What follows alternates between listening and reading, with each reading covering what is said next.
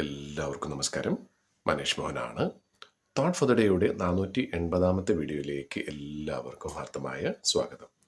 ഇന്നും സംസാരിക്കാൻ പോകുന്നത് പ്രസിദ്ധരായ സ്പാനിഷ് എഴുത്തുകാരായ ഹെക്ടോ ഗാർസിയയും ഫ്രാൻസിസ് മിറാഷസും ചേർന്ന് എഴുതിയ ഇക്കിഗായി എന്ന പുസ്തകത്തിൻ്റെ 10-ാമത്തെ അധ്യായമായ എപ്പിലോഗ് എന്ന് പറയുന്ന ഉപസംഹാരം എന്ന് പറയുന്ന ഈ ഒരു 10-ാമത്തെ അല്ലെങ്കിൽ അവസാനത്തെ അധ്യായത്തിൻ്റെ 8-ാമത്തെ ഭാഗത്തെക്കുറിച്ചാണ്.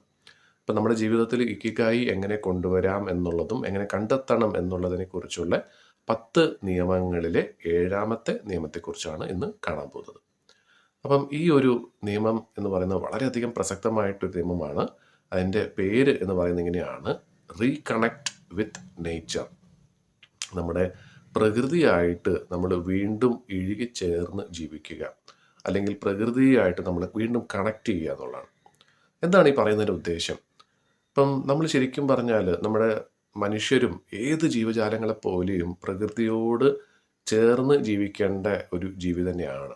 പക്ഷേ പലപ്പോഴും നമ്മൾ തന്നെ നമ്മുടെ മറ്റൊരു ലോകം നമ്മൾ സൃഷ്ടിച്ച് അതിലാണ് നമ്മൾ ജീവിക്കുന്നത്, അല്ലേ?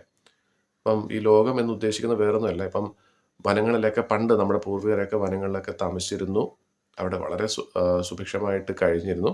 അതിനുശേഷം നമ്മൾ ചെറിയ ഗ്രാമങ്ങൾ ഉണ്ടാക്കി. അതിനുശേഷം നമ്മളിപ്പോൾ പട്ടണങ്ങളിൽ ജീവിക്കുന്നു. ഇനി ആ പട്ടണങ്ങളിൽ തന്നെ ശരിക്കും പറഞ്ഞാൽ പലതരത്തിലുള്ള വീടുകൾ എന്നുവെച്ചാൽ എത്രത്തോളം നമ്മൾ ഈ പ്രകൃതിയിൽ നിന്നും മാറി നിൽക്കാമോ അത്രത്തോളം കൂടുതലായിട്ടാണ് നമ്മളിപ്പോൾ മാറി നിൽക്കുന്നത്.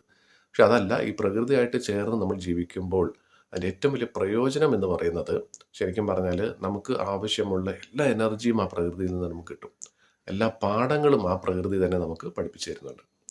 അതല്ലാതെ നമ്മൾ ശരിക്കും പറഞ്ഞാൽ ഒരു ബുദ്ധിമുട്ട് വരുമ്പോൾ ഒരു മോട്ടിവേഷണൽ വീഡിയോ കാണുകയോ അല്ലെങ്കിൽ ഒരു ഗുരുവിൻ്റെ അടുത്ത് ചെന്നിട്ട് അനുഗ്രഹം വാങ്ങിക്കുകയോ അല്ലെങ്കിൽ ദൈവത്തോട് നമ്മൾ കരഞ്ഞ് പ്രാർത്ഥിച്ചിട്ടോ ഒന്നും ആവശ്യമില്ല. അതിൻ്റെ ഒന്നും ഒരു കാര്യവുമില്ല. അതിന് പകരം അതൊക്കെ വേണമെങ്കിൽ ചെയ്യാം, തൽക്കാലത്തേക്ക് മനസ്സിനൊരു സുഖം കിട്ടാനായിട്ട്, ഒരു സന്തോഷം കിട്ടാനായിട്ട് ചെയ്യാം. പക്ഷേ ഓരോ ദിവസവും നമുക്ക് സെൽഫ് മോട്ടിവേറ്റഡ് ആവാനായിട്ട് നമുക്ക് ചുറ്റുമുള്ള നമ്മുടെ പ്രപഞ്ചത്തിൽ നമ്മൾ പ്രകൃതിയിൽ നടക്കുന്ന കാര്യങ്ങൾ എന്തൊക്കെയാണെന്നുള്ളത് ഒന്ന് ശ്രദ്ധിച്ചാൽ മാത്രം മതി, ഒന്ന് നിരീക്ഷിച്ചാൽ മാത്രം മതി. എന്താണ് ആ പറയുന്നതിൻ്റെ ഉദ്ദേശം എന്താണ്?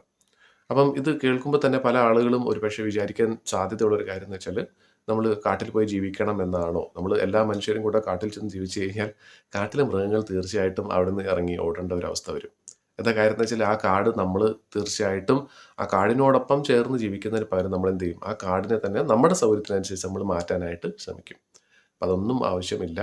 പിന്നെ മറ്റൊരു കാര്യം, ഒരുപക്ഷെ ഇത് കേൾക്കുമ്പോൾ നമുക്ക് തോന്നിയേക്കാം, വർഷത്തിലൊരിക്കൽ അല്ലെങ്കിൽ ഓരോ മാസം കൂടുമ്പോഴും ഏതെങ്കിലും റിസോർട്ടിൽ പോയി താമസിക്കുക, ഒരു 2 ദിവസം താമസിക്കുക, അവിടുത്തെ ആഹാരം കഴിച്ച് ജീവിക്കുക. തീർച്ചയായിട്ടും അത് നല്ലൊരു കണക്ട് ചെയ്യാനുള്ള ഒരു രീതിയാണ്. പക്ഷെ ആ റിസോർട്ട് എന്ന് പറയുന്നത് പ്രകൃതിയോട് ചേർന്ന് നിൽക്കുന്ന ഒരു സ്ഥലമാണോ എന്നുള്ളതും കൂടെ ഒന്ന് ചിന്തിക്കുക.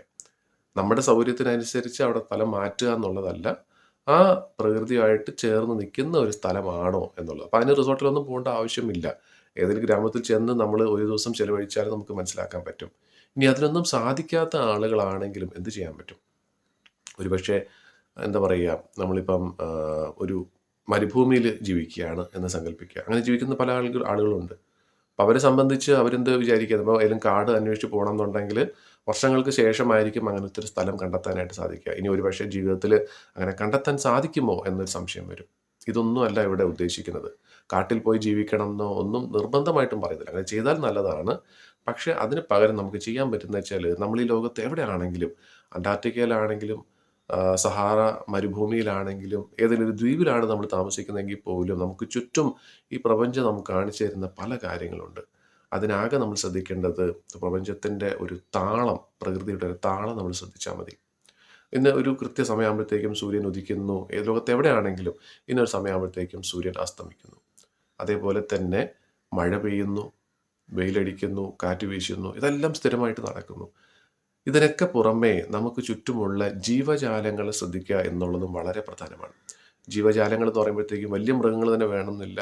വളരെ ചെറിയ ഉറുമ്പാണെങ്കിലും ഒരു ഒരു പുഴുവാണെങ്കിലും എന്ത് ജീവജാലം, നമ്മൾ വളരെ നികൃഷ്ടമായിട്ട് കാണുന്ന കാക്കയോ അതുപോലുള്ള ഏത് ജീവിയാണെങ്കിൽ പോലും നമ്മൾ നോക്കിക്കഴിഞ്ഞാൽ അതൊക്കെ നമ്മളെ പഠിപ്പിച്ചു തരുന്ന പല പാഠങ്ങളുണ്ട്. അതിനെയൊക്കെ നിരീക്ഷിക്കുക എന്നുള്ളതാണ് ഏറ്റവും പ്രധാനം. നമ്മൾ ആരെങ്കിലും ഇത് ചെയ്യാറുണ്ടോ? ചിലപ്പോൾ എപ്പോഴെങ്കിലുമൊക്കെ ഒരിക്കൽ ചെയ്യുമായിരിക്കും. കുട്ടിക്കാലത്ത് ഒരുപക്ഷെ നമ്മൾ ചെയ്തിട്ടുണ്ടാവും. അതിൽ നമ്മൾ ധാരാളം സന്തോഷിച്ചിട്ടുണ്ടാവും അല്ലേ?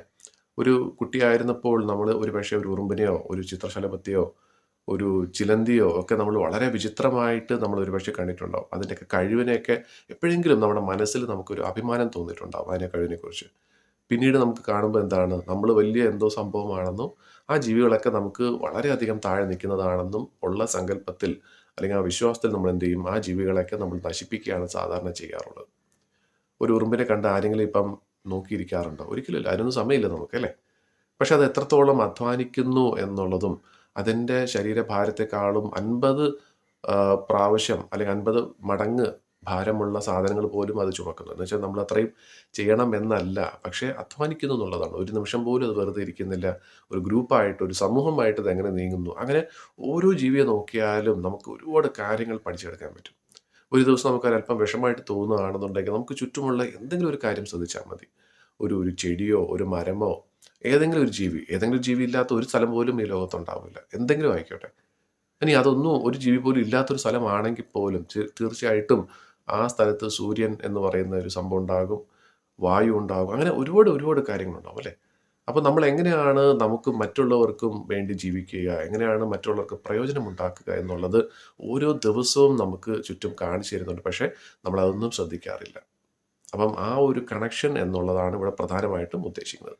പിന്നെ പറ്റുവാണെന്നുണ്ടെങ്കിൽ ഈ പറഞ്ഞ പോലെ കാടോ അങ്ങനെ എന്തെങ്കിലും സ്ഥലത്തേക്ക് നമ്മൾ പോവുകയാണെന്നുണ്ടെങ്കിൽ കുറച്ചും കൂടെ നമുക്കൊരു എന്താ പറയുന്നത്, ആ പ്രകൃതിയായിട്ട് നമുക്ക് ഇഴുകിച്ചേരാനായിട്ട് സാധിക്കുന്നതാണ്.